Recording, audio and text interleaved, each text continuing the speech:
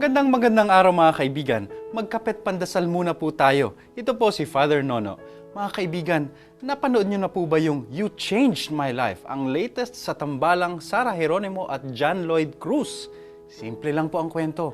Continuation ito nung una nilang pelikula.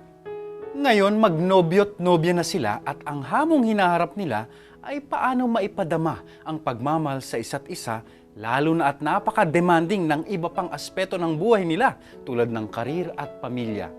May maganda pong palaisipan ang pelikula na bagay din sa panahong ito ng Kwaresma. Dumating kasi sa puntong nagbibilangan na ang magkasintahan.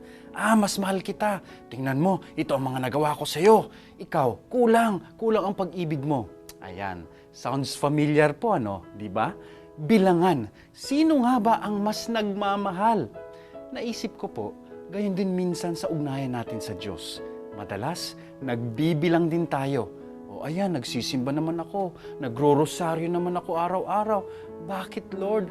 Bakit di mo naman pagbigyan ang mga panalangin ko? Bilangan. Pero sabi nga nila, hindi natin mapapantayan ang pag-ibig ng Diyos. Halimbawa na lang, mapapantayan nga ba natin ang krus, ang pag-aalay ng buhay ni Jesus, ang pinakasukdulan ng pagmamahal ng Diyos sa atin? We can never outdo God's generosity, God's love. All we need is just to accept it. Tanggapin lang. Ngayong Lenten season po mga kapamilya, naway matuto pa tayong buksan ang puso, ang kaluluwa, ang buhay natin sa pagmamahal, sa pag-ibig ng ating Diyos. Amen.